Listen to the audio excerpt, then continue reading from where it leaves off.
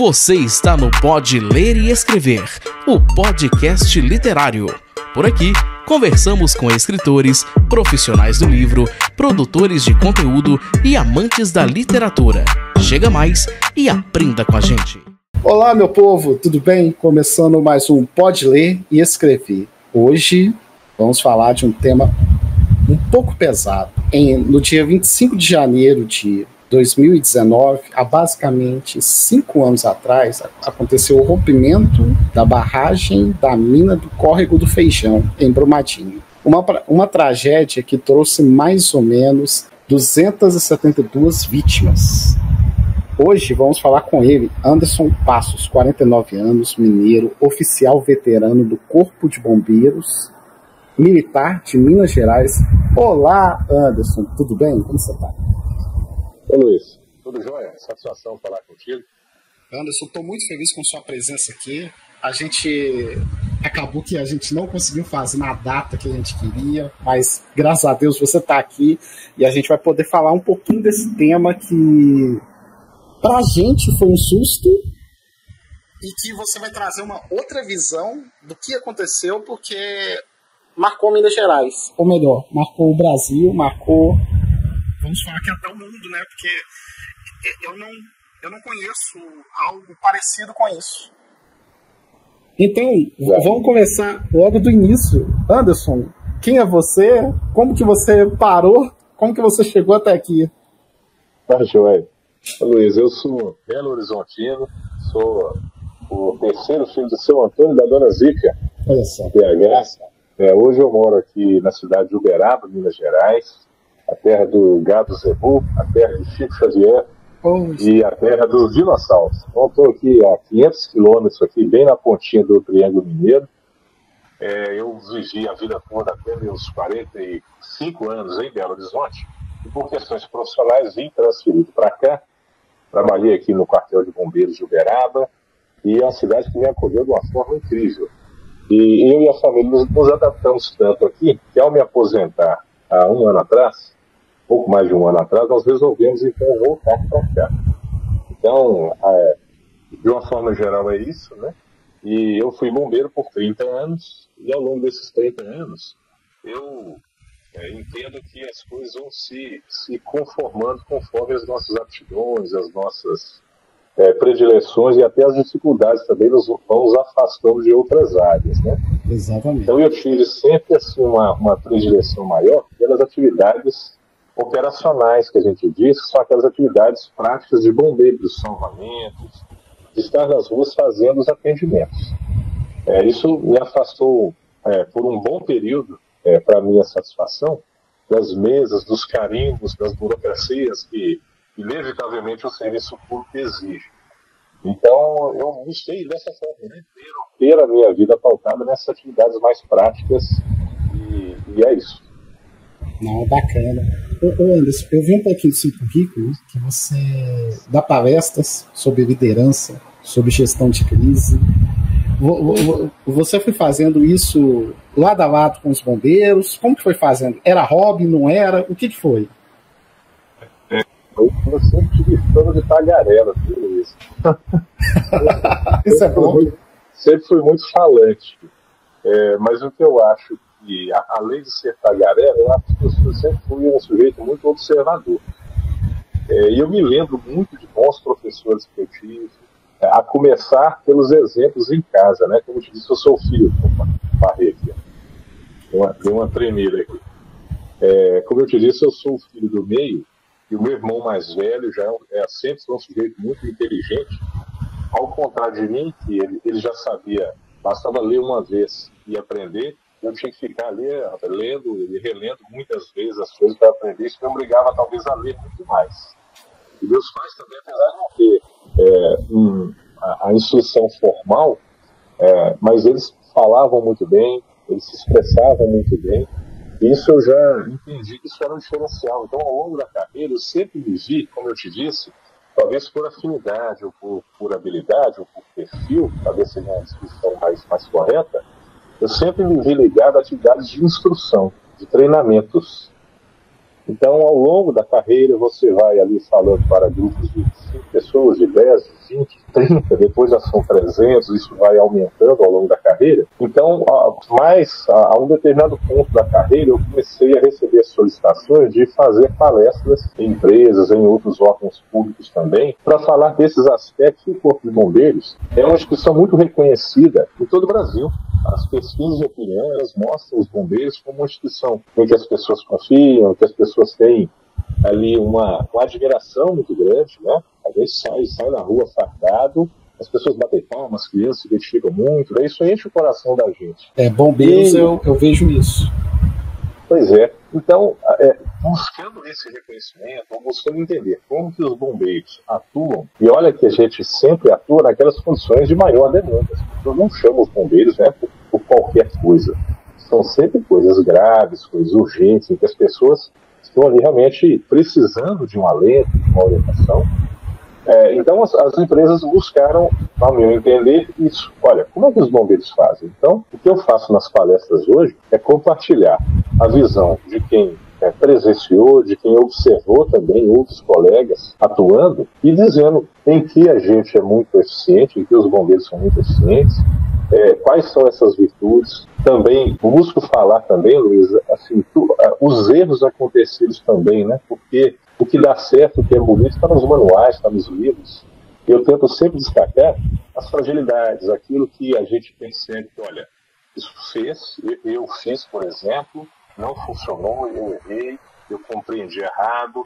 Então, hoje em dia, eu me dedico a isso, a compartilhar em empresas, instituições de ensino, inclusive, esse ponto de vista, né, de quem trabalhou numa instituição que é muito reconhecida há vários anos como uma instituição que tem maior índice de confiança da população. Então, para mim, é uma satisfação fazer o que eu gosto, falar da profissão que eu escolhi e poder compartilhar. A gente acaba aprendendo muito também, né? E isso deve trazer uma sensação boa, né? Quando você vai nos locais e tem esse acolhimento, né? O senso comum ou o entendimento coletivo da população é que o bombeiro tem uma aura de herói, assim, mas é porque as pessoas, elas, tal qual quem assiste lá uma peça de teatro, a pessoa só vê a apresentação, ela não vê o ensaio, né? É tipo isso. Anderson, pra poder chegar na apresentação tem muito sofrimento por trás ali, não é nada de heroísmo, é muita dedicação, né? Exatamente. E teve alguma influência da sua família? Rapaz, eu vou voltar aqui na minha memória, talvez das mais antigas que eu lembro. Sim. Eu ainda como criança tinha aquele devaneio infantil, assim, olha, eu quero fazer coisas assim que possam ser muito úteis, né? Me lembro de querer fazer coisas diferentes. Na minha memória infantil é isso, eu quero fazer coisas diferentes, assim, para fazer a diferença. Então, na minha cabeça, era alguma coisa como ser, de fato, como eu disse agora, ser uma pessoa com habilidades diferentes, ser até um super-herói que voasse, né? Fizesse essas coisas. E logo a vida foi passando, a gente aprende que a gente não consegue mudar o mundo se não conseguir sequer arrumar o próprio quarto, lavar as vasilhas quando suja em casa, ter aquela disciplina mínima. Então esse sonho foi diminuindo, Luiz, e logo eu aprendi que a gente já faz muito quando a gente consegue tomar conta da própria vida, quando a gente consegue dominar esses impulsos. Então, quando eu entrei no quartel do Corpo de Bombeiros, quando eu passei no concurso, a minha mãe, eu me lembro que isso foi uma alegria muito grande. Nossa. Porque ela disse assim, olha, tudo aquilo que eu ficava insistindo para você, às vezes seguir a orientação, e a gente, pós-adolescência, ainda muito rebelde, no quartel a gente passa a ser obrigado a seguir, né? Então você tem que arrumar sua cama, tem que cuidar das suas coisas, tem que manter a higiene, a organização. A minha mãe ficou muito feliz por conta disso. Conselho de mãe é outro nível, né? A gente aprende muito de conselho de mãe tem seu lugar, mas por outro lado, o coração dela ficou apertado, porque no coração das mães, os bombeiros, eles saem de um incêndio para o outro. O incêndio, ele vai subir num prédio alto, depois ele vai fazer mergulho, elas imaginam que estamos em perigo durante as 24 horas, o que não é verdade. Então foi um misto de sensações familiares, mas eu não tive nenhuma influência externa, não, porque não tem nenhum militar na família, nenhum bombeiro. Foram aqueles caminhos que a vida vai nos levando, e as opções que vão surgindo, a gente vai fazendo as escolhas. Entendi, não, fantástico. Agora que a gente já te conhece, vamos entrar nessa obra maravilhosa que você fez junto com a Luciana Chiaratini, né? Luciana Chiaratini. Luciano, me perdoe a forma de falar, mas eu achei essa obra maravilhosa. Eu consegui ler até a metade. A gente vai discutir um pouquinho sobre questões desse livro, que, assim, tá muito bom, gente. A gente vai discutir muita coisa importante que tem nesse livro. Ô Anderson, o nome do livro é a coisa mais importante, porque foram 270 pessoas encontradas, só que tinham 2 mulheres grávidas, né? O livro, assim, o título do livro, Luiz, ele fala, apesar do título já trazer um número, o menor dos problemas são os números que a gente pode falar dessa situação, né? Sim. Então, oficialmente, são 270, como você disse, que perderam as vidas diretamente, mas havia 2 grávidas. Então, por dever de justiça, e o livro tem essa pretensão, talvez, essa audácia, de tentar fazer esse registro histórico. Sim. Porque, de fato, havia 2 grávidas. Então, seus bebês por nascer, eles, não só por nós que escrevemos o livro, mas principalmente pelas famílias, é claro que eles são computados, mas oficialmente são 270. Então a gente já deixa claro que são, de fato, 272, na perspectiva de quem foi mais atingido, que é a comunidade de Brumadinho. Exatamente. Vamos voltar um pouquinho. Eu queria entender o seguinte: aonde você estava no momento que aconteceu tudo isso? Porque, assim, não foi uma coisa pequena. Você recebeu uma ligação? Você estava na região? Como funciona isso? Olha, eu estava de férias com a família, eu tinha ido ao litoral norte de São Paulo, para a praia, e nós estávamos voltando, subindo a Serra de Petrópolis, quando paramos lá no Mirante do Cristo Redentor. Eu confesso que a gente já tinha passado por ali algumas vezes e nunca havíamos parado. Naquele dia resolvemos parar, justamente por isso. Olha, a gente sempre passa aqui, nunca paramos, e tal, um lugar bacana, e não tinha ninguém lá praticamente. Então paramos ali para bater umas fotos e tal. Então nós estávamos lá exatamente nesse local quando aconteceu o rompimento. Então nós estávamos lá aos pés do Cristo Redentor, né? Para a gente foi muito emblemático, a gente conta essa história no livro, inclusive. Assim que a gente resolveu pegar a estrada de novo, ficamos ali uma meia hora, eu recebi uma ligação de um colega de BH me perguntando se eu sabia do acontecido, se procedia, se era verdade, daquilo, né? Porque as notícias hoje a gente sabe que elas vão circulando e podem ser distorcidas. Então eu liguei para um colega e ele disse: olha, houve um rompimento, nós não sabemos o tamanho disso, porque de fato tem Minas Gerais, se chama Minas Gerais, não é por outro motivo, senão porque tem inúmeras barragens, né? Então, olha, houve um rompimento, a gente não sabe a dimensão, já tem um colega a caminho, e conforme a gravidade, conforme a circunstância, eu vou a seguir. Coisa de minutos adiante, ele já me ligou confirmando, dizendo: olha, de fato é uma coisa muito grave, há relatos de centenas de pessoas desaparecidas, e eu ali seguia minha viagem com o coração apertado, e já comecei a receber imagens de resgate sendo feitos, inclusive transmitidos pela televisão, e eu reconhecendo alguns colegas que já estavam lá. E eu de férias ali não tinha o que fazer, senão seguir minhas férias, cuidar, né, das minhas coisas ali. E, bom, eu estava indo para BH justamente para renovar o meu brevet de pilotagem como piloto de helicóptero, que seria no dia seguinte, no dia útil seguinte, na segunda-feira. E acabou que a produção tecido, isso foi adiado meses depois, acho que quase um ano depois, eu fui conseguir renovar o meu brevet. Mas eu segui de férias e depois de 2 ou 3 dias é que eu fui chamado ainda de férias, olha, suas férias foram canceladas, preciso que você vá lá fazer a substituição do colega que já está lá há alguns dias, lá muito estafado, já exaurido, e foi assim que eu entrei, né, nesse ciclo. Entendi. Ô, gente, só para a gente orientar mais ou menos o que aconteceu na época, foram 120 dias intensos, então assim, precisava de muita gente para poder fazer um ciclo, né? A gente pode falar que é um ciclo. Sim. Foram 120 dias, então assim, não é uma coisa fácil. Ô Anderson, você indo até o local, qualquer bombeiro poderia participar ou tinha que ter alguma característica? Vou falar que, por exemplo, eu tenho que ter tal treinamento para poder participar disso. Pontuando um aspecto, e eu fiquei lá 120 dias, sabe? Mas a operação ela segue até hoje, né? Os ciclos eles foram sendo feitos, né? Sim. Mas ao final do livro você vai ver que a gente conta esse detalhe um pouco mais. Então a minha participação foram nesses primeiros meses, onde as coisas eram mais críticas, mas os ciclos eles continuaram sendo feitos. Mas respondendo a sua pergunta, quando acontece uma situação com essa magnitude, você não tem como fazer nenhum tipo de seleção. Entendi. Então, as pessoas que estavam de plantão no primeiro dia ou no dia do acontecido, elas vão, com o treinamento que tiverem, com o equipamento que tiverem, com a disposição que tiverem, sim, naquele momento. Então, por isso é importante treinar, por isso a gente bate muito nessa tecla.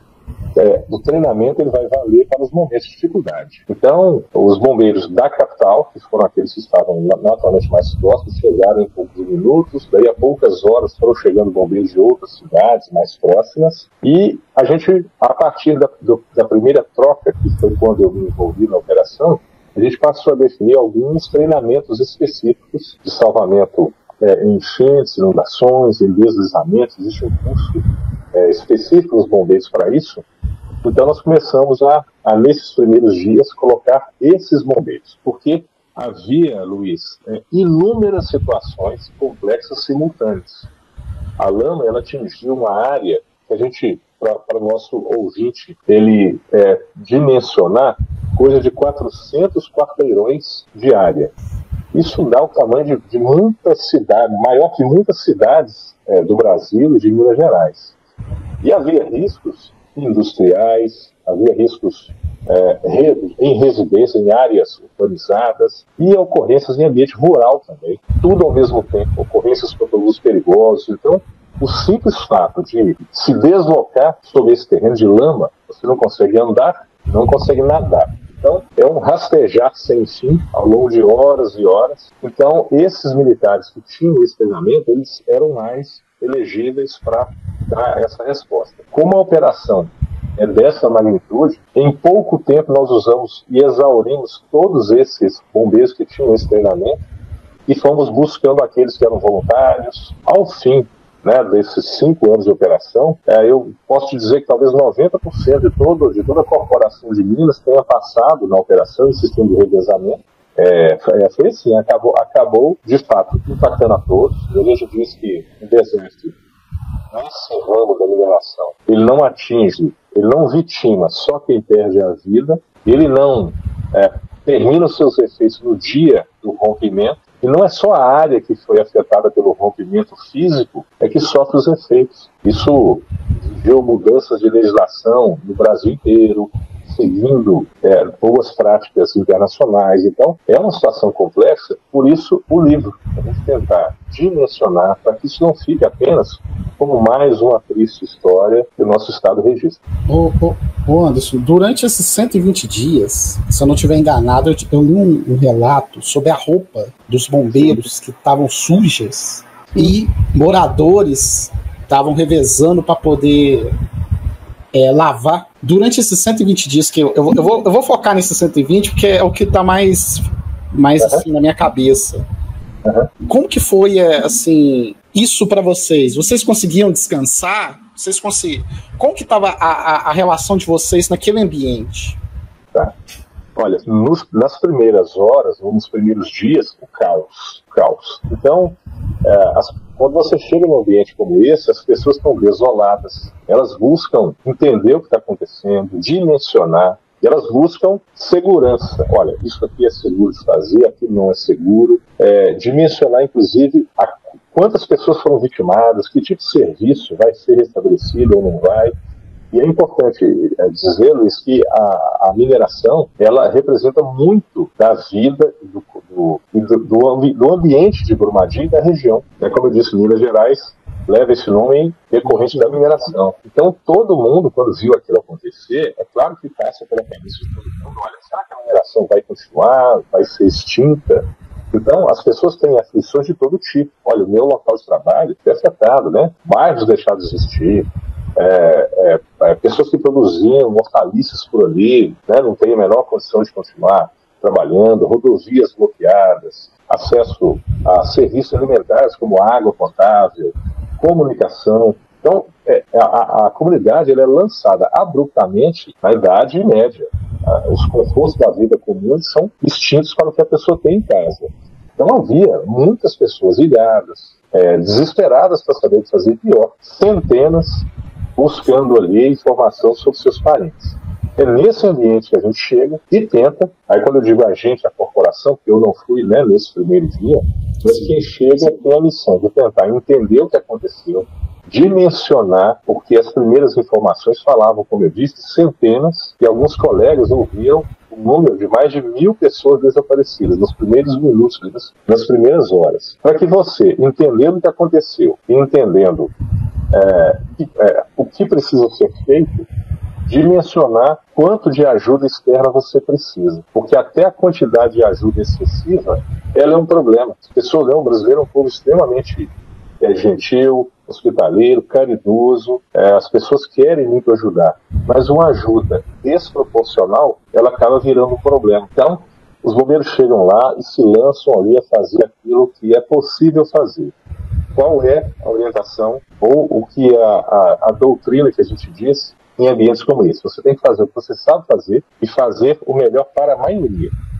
Então, muitas vezes, você tem inúmeras vítimas a serem atendidas, você tem um prazo muito curto para poder selecionar quais são aquelas que precisam de mais atenção, aquelas que você precisa começar a priorizar, porque você tem, ao mesmo tempo, lesões graves, por exemplo, uma pessoa com a perna quebrada é uma lesão grave, mas há outras lesões, como sangramentos extensos, são ainda mais graves. E muitas vezes, essa pessoa que tem um sangramento forte, ela não está ali gritando, pedindo por ajuda, ela está quieta no canto, até pelas suas forças estarem se esvaindo. Então, fazer essa triagem no ambiente, imagine você, o que os colegas enfrentaram lá, com pessoas desesperadas, ainda que não afetadas diretamente, mas aflitas pela perda dos parentes, pela falta de informação dos parentes, e as vítimas também.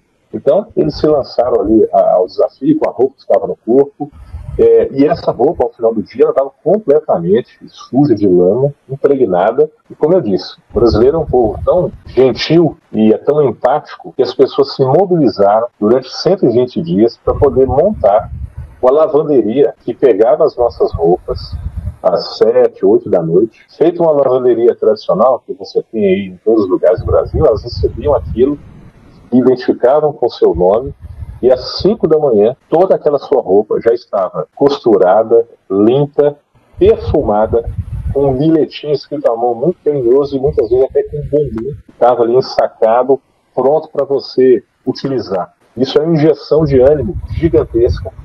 Eu só sei que eu vi essa história e eu falei, gente, é só o Brasil que tem. Essa é coisa nossa. Luiz, eu pude ver esse local. É claro que nos primeiros dias as pessoas faziam isso de uma forma improvisada, depois foram adquiridas máquinas de lavar, e as pessoas montaram uma lavanderia industrial que tinha condição de lavar centenas de fardas em pouquíssimas horas. Então isso é de encher os olhos. Então quando você vê que você não está sozinho, isso é muito reconfortante. E como eu disse, isso dá uma injeção de ânimo, né? A pessoa recebeu o uniforme ali renovado, ela também se renovava, né, para poder cumprir a missão. Muito eu só sei que esse pedaço mexeu muito comigo, e uma coisa que eu fiquei pensando é a questão psicológica da pessoa que estava lá há muito tempo, porque não é uma situação fácil.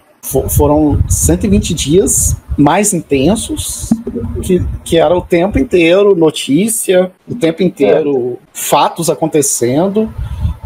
Como que você enxergava tudo aquilo, o Anderson, em relação não só a você, mas seus colegas? Como que eles estavam se sentindo? Bom, a gente é treinado para resgatar a vida. Então, nos primeiros dias, havia uma motivação, assim, todo mundo na ponta dos cascos, como a gente diz, todo mundo ali motivado demais para poder tentar identificar, porque havia a chance real de pessoas estarem soterradas e vivas, e precisando de socorro. Então, tudo aquilo que pudesse nos tomar tempo, tudo aquilo que pudesse nos distrair, isso era descartado. Então, eu e centenas de outros colegas dormimos em colchões espalhados lá pela nossa base improvisada, para que a gente não perdesse tempo deslocando para algum outro lugar mais distante para poder dedicar, porque naquele momento, poxa, eu estou deslocando de meia hora, uma hora, será que alguém está soterrado e precisando de ajuda? Entendi. Então, essa é a motivação muito forte. E a gente fica ali naqueles primeiros dias tentando dar à população uma resposta, e como eu disse, a população que estava ali para ser ajudada estava nos ajudando, lavando a roupa, levando o alimento, levando o lanche, e com um sorriso de orelha a orelha, nos motivando, né, a poder ajudá-la. Então essa cobrança própria, eu acho que talvez tenha sido maior que as cobranças externas. E na medida em que você vai passando os dias, e você vai perdendo essa chance, essa possibilidade de ter vida resgatada, é claro que a motivação vai caindo. Mas nós que estávamos à frente coordenando a operação, buscávamos sempre trazer aos colegas que resgatar, ainda que fosse um corpo ou um segmento corporal, quando a gente fala segmento corporal é um fragmento apenas, aquilo iria dar, esse resgate iria dar aos familiares a condição de virar a página daquele acontecido, de dar sepultamento, de ter a certeza que o parente de fato estava ali, porque até isso havia dúvidas. As pessoas diziam, olha, poxa, o meu marido, a minha esposa, o meu filho, ele correu para a mata, ele deve estar vagando, desorientado pela mata. Então, todas as possibilidades elas eram consideradas. Nós tínhamos assistência psicológica da corporação, mas eu falo por mim, a mesma coisa que eu observei dos colegas, você não sai de uma situação como essa ileso. Não é à toa que isso virou um livro, né? Então a gente para as marcas. E uma forma de tentar, talvez, curar dessas marcas, dessas cicatrizes, no meu caso, foi buscando escrever um livro para registrar isso aí, tudo que a gente viu e ouviu. Exatamente. Anderson, vamos aproveitar e vamos falar da Luciana, como que ela surgiu nessa história, se foi antes, se foi depois, se foi no meio. Como eu te disse, a gente ficava ali muito imerso no serviço de resgate, que duravam antes do pôr do sol, nós já estávamos lá prontos, e isso se estendia até a alta madrugada, porque havia necessidade, novamente, no dia seguinte, quando as nossas equipes de busca, 6, 6 e meia, já estivessem prontas para sair para o trabalho, todo o planejamento da tarefa do dia precisava estar pronto. Qual equipe vai para o ponto A, B, C? Havia 20 e tantos pontos de busca simultâneos, cada um com características diferentes. A gente ficava ali muito imerso. Bom, mas a gente, inevitavelmente, recebia muita informação e muita notícia distorcida, notícia sem nenhuma empatia. As pessoas... aí a imprensa, em muitos momentos, imagino até que por falta de compreender as circunstâncias, transmitia a informação de uma forma que eu sempre imaginava, poxa, escrever dessa forma, se fosse um parente meu, eu ia ficar incomodado, a coisa não foi exatamente dessa forma e tudo mais. Mas eu li algumas reportagens, eu não lembro como isso me chegou, que a Luciana havia escrito. E eu achei sensacional a forma que ela escreveu. Além de muito técnica, muito empática, muito sensível, muito precisa naquilo que escrevia. Então, eu não a conheci ao vivo, conheci a obra dela, quer dizer, a mim me causou uma admiração muito grande por ela, e só aumenta essa admiração que eu tenho por ela, por essa forma respeitosa de falar de um assunto tão complexo. Isso não é mineração, isso não é indústria, isso aqui são vidas que foram perdidas, vidas que foram impactadas. Então, eu, ao longo dos dias seguintes, acabei tendo algum contato com ela, nos meses seguintes ainda mais, porque eu comecei quando me desliguei da operação fisicamente, depois desses 120 dias, me aventurei a começar a escrever um livro sobre o assunto. E comecei escrevendo um romance. Mas aí eu vi que o romance não seria à altura do fato a ser narrado. Sim. Então eu escrevi lá umas poucas páginas e comecei a insistir muito para a Luciana para que ela topasse a gente escrever um livro sobre isso, que ela teria a sensibilidade e o trato jornalístico que eu acho que o assunto precisava. Então, um livro-reportagem, acho que estaria mais à altura. E ela foi avaliando, e eu fui ali mineiramente tentando convencê-la, e quando exatamente completou-se um ano do desastre, ela foi a Brumadinho, fazia a cobertura novamente, e eu imagino que o que ela viu ali, novamente havia sensibilizado, ela esteve lá nos primeiros dias. Então ela falou assim, olha, vou topar. Então eu fiquei numa alegria muito grande, porque o resultado, como você está vendo aí, é um texto que tem esse compromisso, que a gente tentar não ser superficial na informação, porque é um fato denso, mas a gente também não deixar de ser preciso na medida em que uma história como essa precisa ser narrada. Exato. Então a Luciana teve toda uma preocupação, aí vai das habilidades pessoais e do traquejo profissional dela, bater as informações. Então nós ficamos ali ao longo de anos escrevendo, batendo informações, tabelas com planilhas para poder confirmar que, afinal de contas, a gente estava falando de pessoas que existem histórias que estão ainda muito vivas. Então o nosso compromisso e a nossa angústia é tentar escrever dessa forma, de forma respeitosa com o desastre, mas igualmente respeitosa com as famílias, de relatar aquilo. Então, muito desse mérito aí eu coloco pela participação da Luciana, que cedeu aqui a minha insistência, e o resultado aí acho que foi de muito bom tamanho. Exato. Eu só sei que eu tenho que dar meu feedback. Eu gostei muito da leitura, achei uma leitura muito dinâmica, muito leve, e da mesma forma concordo plenamente, o Anderson, a questão da tem informação no tempo certo. Então, assim, muito respeitoso, gostei muito do material.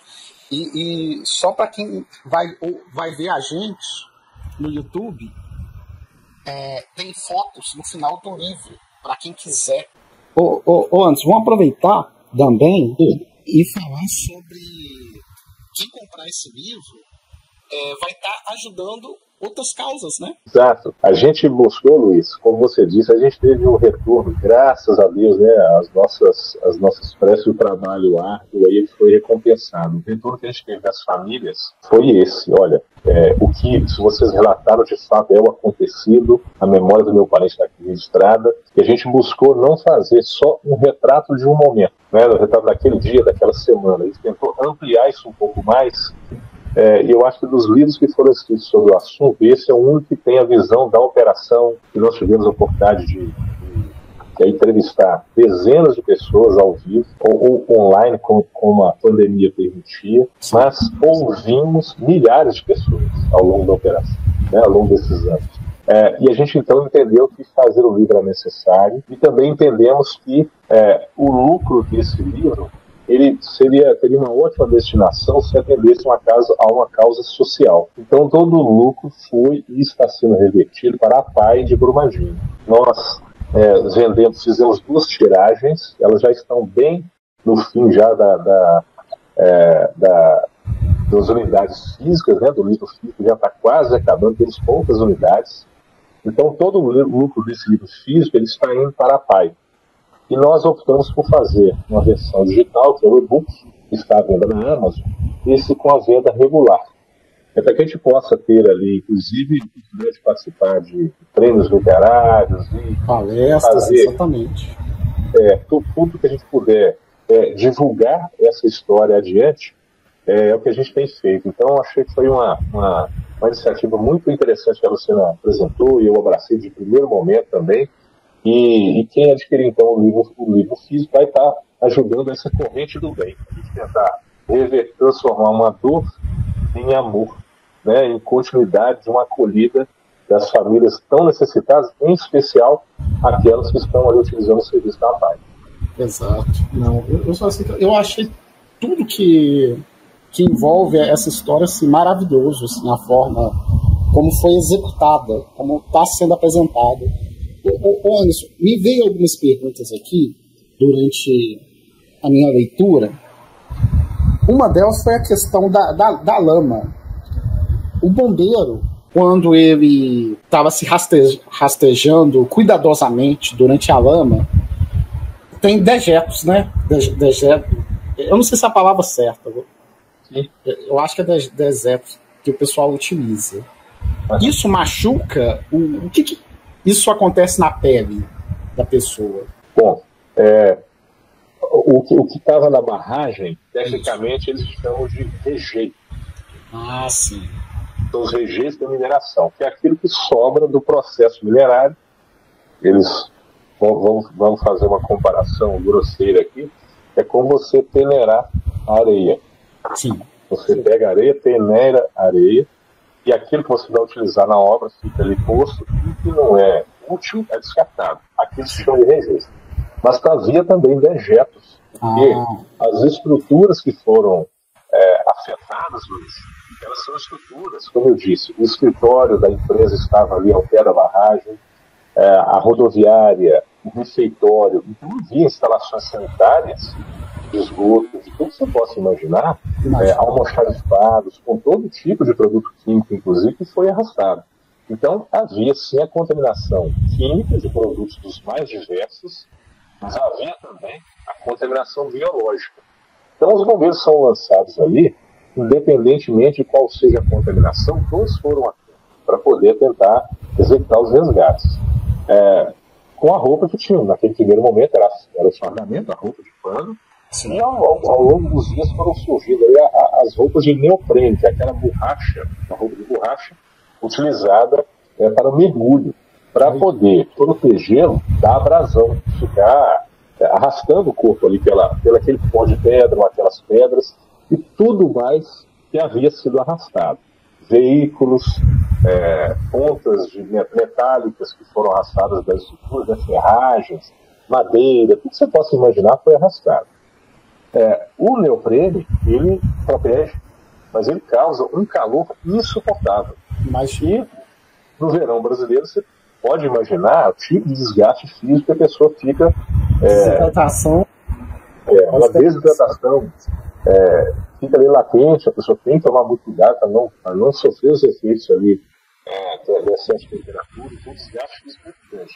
E nós chegamos a tal ponto de consumir todo o neoprene que havia no Brasil, foi consumido para que fosse utilizado pelos bombeiros em Brumadinho. Porque mesmo o neoprene, Luiz, ele não aguentava ali a abrasão. Muitas vezes, ao longo de um dia, a pessoa estava ali rastejando, fazendo serviço, ela rasgava aquele material e ficava inutilizado. No outro dia já precisava utilizar outro. Então, chegamos nesse ponto. Acabamos com todos os coturnos que havia no Brasil, todo o neoprene, todas as camisas de segunda pele com proteção ultravioleta, porque a exposição ao sol ali era muito intensa. Então, as proporções de um ambiente como esse são superlativas. Então, tudo era muito grande, os números são muito grandes. Então é isso, né? Assim, uma logística muito grande. E as roupas tiveram esse aspecto que a gente foi aos poucos tentando melhorar. Porque eu vou te falar, eu assim, quando eu fiquei pensando nessa situação, eu falei, gente do céu, tem que ter um preparo assim, fora do comum. Porque não é uma coisa, é lama, não é só lama. Não é. E você sabe que a gente, semanas depois, chegou uma informação de que havia o risco de uma contaminação de um produto que pudesse ter algum tipo de radiação. Nossa. Só que isso chegou semanas depois, já estava todo mundo na lama. Se tivesse radiação, né, estava todo mundo ali comprometido. Entendi. Prova de que ninguém se preocupou com isso, né? Então se lançou o desafio. E olha para você ver como é interessante, Luiz, a gente, já que fala, né, para um público que é formador de opinião, a gente compreender as limitações que há num ambiente como esse, até para ajudar. Você imagina se houvesse contaminação radiológica, né, uma radioativa, uma contaminação radioativa, e civis estivessem ali e se contaminassem. Exato. A gente precisa proteger as pessoas, até quem está querendo ajudar precisa ser protegido. E a gente não era muito compreendido naquele ambiente, naquele turbilhão, naquele caldeirão se fervendo de emoções, de ansiedade. Então a gente não deixou ou tentava impedir ao máximo que as pessoas que não tivessem treinamento, não tivessem equipamento, não tivessem alinhadas e recebendo informação, pudessem atuar. Para citar um exemplo, havia outras barragens com risco de rompimento. E no terceiro dia, após o primeiro rompimento, chegou uma informação de que havia rompido uma segunda barragem. E havia 500 bombeiros em campo. Nossa. Então, é uma situação gravíssima, gravíssima. E todos que estavam em campo receberam essa informação de que havia rompido a segunda barragem. Então, vários colegas, como a gente mencionou no livro, eles relataram, poxa, eu achei que eu ia perder a vida, escutei um barulho achando que já era lama chegando, e a gente conta isso com detalhes, uma coisa realmente dramática, de fato aconteceu. Graças a Deus não aconteceu um segundo rompimento, mas a gente sempre precisa ter isso em perspectiva. Um ambiente de acidente, um ambiente de desastre, ele é potencialmente perigoso. Então, é muito importante que a gente consiga, enquanto sociedade civil, se posicionar, atuar da forma correta. Você imagina você na sua casa, depois de um churrasco, se todos os convidados quiserem te ajudar, e todos eles disserem assim, olha, eu vou agora ajudar a lavar as louças. Mas são 20 pessoas, como é que 20 pessoas vão lavar a louça? Eu preciso que 2 lavem as louças, 2 varram o chão, 3 recolham o lixo, outros façam isso, façam aquilo. Isso parece óbvio agora, mas no ambiente de emoções ali, a flor da pele, de cobranças, de todas elas, ou a maioria delas muito legítimas, é uma pressão muito grande. Então, sem contar o cansaço, né, de vários e vários dias. Sem fim, né, porque eu e o Ângelo, que é o meu compadre, por uma coincidência ou não, é com ele que eu revezava ali o comando das buscas, nós ficamos num turno infinito. Então, enquanto os bombeiros que estavam envolvidos diretamente nas buscas tinham um limite de 3 semanas de operação, ele trabalhava uma semana, descansava uma, trabalhava outra, descansava uma segunda semana e voltava para a terceira e última semana de trabalho. Nós ficamos infinitamente, não tinha prazo para a gente vencer o nosso turno, né? Porque o entrosamento é muito importante. Então, até que é isso, né? Deus ajudou nesse sentido, né? Meu compadre, o Ângelo, é uma pessoa sensacional, de uma capacidade profissional enorme e de um coração ainda maior, e tem um entrosamento muito grande. Então, essa passagem de turno de serviço, ela quebrava um pouco do ritmo, a nossa forma de trabalhar era muito semelhante. Então, isso dá, como eu disse, segurança. Então, qualquer ponto de segurança no ambiente que tem tantas inseguranças é um ponto forte. Então, a instituição ela optou por isso, né? Por manter essa segurança. Então, tem um reverso. Nós e nossas famílias ficamos infinitamente envolvidos, né, nessa pressão nesse ambiente. Então, aprendizado e tanto. Não, imagino. Anderson, hoje, 2024, como que você enxerga esse acontecimento? Você acha que, assim, quem se envolveu aprendeu alguma coisa? Só que tem as pessoas que tomam conta das barragens. Você acha que teve uma evolução, melhorou? Tá mais seguro, não tá? O que você acha disso? Não precisa citar nome de empresa, mas é só para a gente ter uma noção do que está acontecendo hoje. Tá. Luiz, é claro que há melhorias, há avanços, mas eu acho que eles ainda são avanços muito acanhados em razão do tamanho do problema.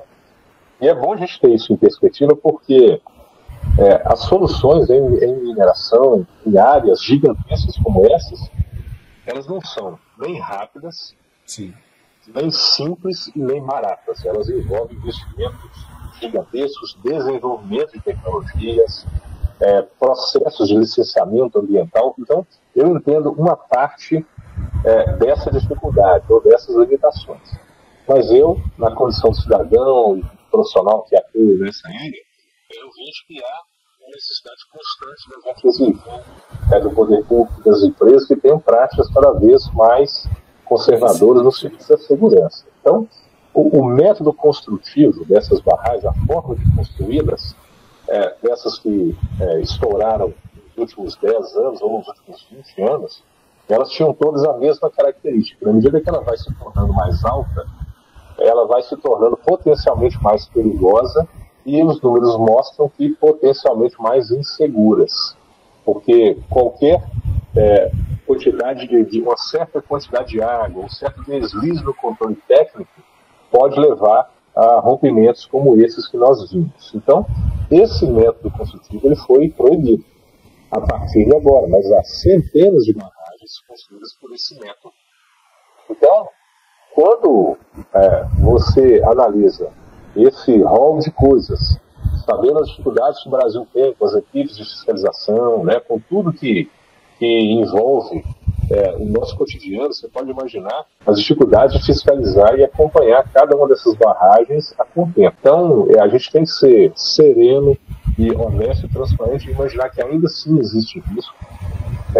Eu, durante a minha carreira, eu participei de 4 situações de rompimento de barragem, o que é muita ocorrência para tão pouco tempo, de ocorrências graves, e houveram outras situações que eu não fui, mas aconteceram também. Então, há outros rompimentos. A gente tem que, na minha cabeça, nós estamos a qualquer momento sujeitos a acontecimentos desse tipo, porque são inúmeras barragens, são centenas, né? Elas estão espalhadas pelo Brasil, não são só em Minas Gerais. Sim. Então é uma evolução, como eu disse, mas ainda assim ela carece de muito. Tem uma estrada longa adiante para a gente falar assim: olha, as barragens hoje elas não apresentam risco, e boa parte da diminuição do risco, Luiz, é treinar as populações, capacitar e ter uma interação entre o empreendedor, que é a empresa, seja ela qualquer, e a população que está na sua área de impacto, para que haja, inclusive, uma confiança de que as informações que são passadas, elas são confiáveis. Quando houver um alarme, um alarme deve ser de fato obedecido. Qual é o treinamento mínimo? Qual é o treinamento do estado da arte, o melhor treinamento possível? Qual é a melhor informação possível? Os canais de informação, para que isso sim fará diferença. Eu desconfio que a solução está muito mais na capacitação das comunidades, no treinamento dos trabalhadores. Afinal de contas, a maioria das vítimas, elas são sempre os trabalhadores das empresas.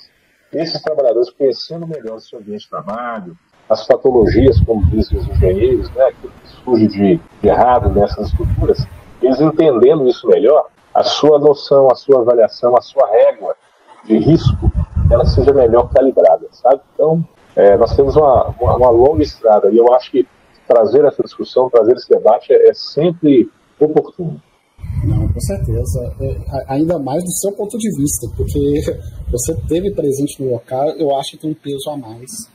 E Anderson, antes da gente entrar na parte final, você chegou a voltar em Brumadinho esse ano, né, nesse período de lançamento do livro? Sim. Eu estive lá 2 vezes, 3 vezes na verdade. Logo a poucos meses depois de eu sair da operação, eu retornei lá, a convite de algumas das famílias. A gente foi construída uma amizade muito forte com vários dos familiares que estavam lá. Justamente por isso, eu imagino, as pessoas elas estavam ali carentes de muita confiança, né? Estavam desconfiadas de muita coisa.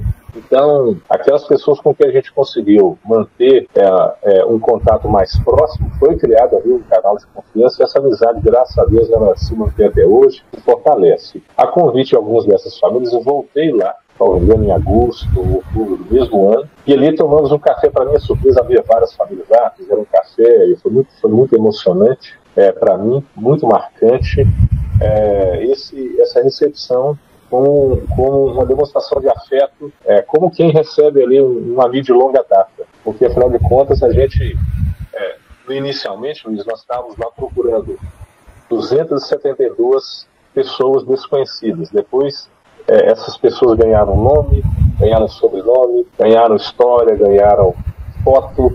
A gente passou a frequentar a casa de algumas dessas famílias. Então, em poucas semanas, nós estávamos procurando 272 pessoas que a gente se fez amigo sem conhecê-las pessoalmente. Sim. Então, voltei lá pela segunda vez. Na verdade, passei sobrevoando, atendendo uma ocorrência aeromédica, levando um paciente, passei por ali e a paisagem já estava muito modificada. E a terceira vez foi há 1 ano atrás, justamente no lançamento do livro, onde a gente pôde rever as pessoas agora numa outra condição, numa situação de, talvez, quase uma prestação de contas, né? A gente foi lá mostrar, olha, foi esse o trabalho que a gente veio fazer, aqui mostrar para vocês, e foi novamente um acolhimento emocionante, né? Eu chorei as tantas, viu, de ter retornado lá, porque para mim foi muito marcante. Não, imagino.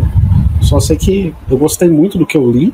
Achei os relatos muito bons. E, gente, só aproveitando, voltando a falar que o livro está disponível na Amazon. Quem quiser adquirir, fica à vontade. Brumadinho 272. Ô, Anderson, como que a gente faz para te achar? Bom, eu tenho um site, andersonpassos.com.br, da mesma forma no Instagram. As redes sociais têm essa mesma sequência. A Luciana Queiroz da mesma forma, né? Ela está também presente aí nas redes sociais. E vai ser um prazer, né, poder interagir com as pessoas, trazer esse assunto, não de uma forma pesada, porque até essas tragédias são oportunidades de aprendizado. Exatamente. Então, o que a gente está tentando fazer, Luiz, muito mais do que emocionar, e eu vejo que as pessoas sempre se emocionam ao ler o livro. Eu mesmo que escrevi com a Luciana, ao reler aqui algumas coisas, eu me emociono, relendo histórias que eu já conheci, muito mais do que emocionar, a gente quer sensibilizar. Ninguém é treinado para ser vítima de nada. A gente é treinado como primeiro para ajudar, para servir, para ser útil. Então, a gente precisa, enquanto sociedade, ter debates, ter momentos como esse aqui, que são de troca de informação, de aprendizado, para poder honrar as pessoas que se dedicaram. Aí eu posso até ousadamente me incluir nessa lista que estavam lá profissionalmente incumbidas de fazer. Mas nós tivemos pessoas assim, em serviços voluntários de encher os olhos, pessoas com formações acadêmicas robustas que estavam lá com toda humildade, ajudando, contribuindo de uma forma muito efetiva, anônima e modesta.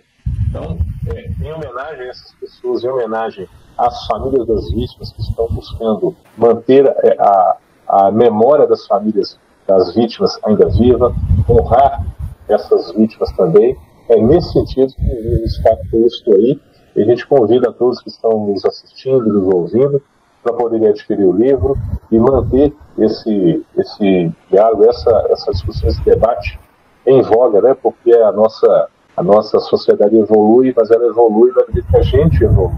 Então é preciso que a gente dê a contribuição, entendendo um pouco melhor aquilo que nos serve. Exatamente, fantástico. Anderson, muito obrigado por sua participação aqui, fico muito feliz. Graças a Deus a gente conseguiu gravar, e o melhor de tudo, a gente conseguiu gravar num episódio bom. É um episódio que a gente está comemorando 200 episódios, que a gente está comemorando, a gente está muito feliz que a gente está com essa temporada nova. E assim, ter você presente aqui agrega mais no nosso projeto de poder divulgar a cultura, poder divulgar os livros, poder divulgar os autores. E assim, falar de um acontecimento desse, assim, pelo menos para mim foi um desafio, porque eu não queria tratar isso como uma tragédia, eu queria tratar isso como algo informativo, não para trazer uma lembrança ruim, mas para o pessoal entender que a gente pode aprender com a informação de outras pessoas, principalmente sua e da Luciana. Muito obrigado mesmo, tá, pela sua participação, porque foi muito bom. Eu tenho certeza que muita gente saiu daqui diferente, saiu daqui, vai aprender algo novo, sabe? Que bacana. Eu é que agradeço. A Luciana não pôde participar. Eu quero aproveitar esse espaço aqui para mandar um grande abraço para a Luciana, né? Mostrar aqui o que eu sempre digo a ela, minha admiração pela qualidade profissional e pela pessoa humana que ela é. E muito desse trabalho aqui, como eu disse, tem o talento dela. Estou aqui apenas o porta-voz hoje, já que ela não pôde participar. E, mais uma vez, a gente quer muito mais do que entristecer, não isso, emocionar, é fazer uma homenagem às pessoas que participaram e, como diz o subtítulo aqui do livro, as vidas que foram impactadas pelo rompimento da barragem. Então é tudo aquilo que a gente viu, ouviu, que era muito impactante, sabe? E a gente não pode deixar se perder na frieza dos documentos oficiais. Então aqui tem muita emoção, tem muita humanidade. Eu espero que nas entrelinhas as pessoas percebam as humanidades e também as desumanidades. Isso sirva de reflexão, sirva de aprendizado para todos nós. Então, deixo aqui meu agradecimento a você, ao Juliano, pela gentileza e mando aqui uma continência respeitosa aos meus colegas brasileiros, aos voluntários, a todo mundo que contribuiu, não só para o livro, mas também que pudesse produzir o episódio 200, que pode ler e escrever. Exato. Muito bacana. Muito obrigado, tá, Edson? Muito obrigado mesmo. Foi muito feliz esse episódio. Gente, muito obrigado e até a próxima. Até.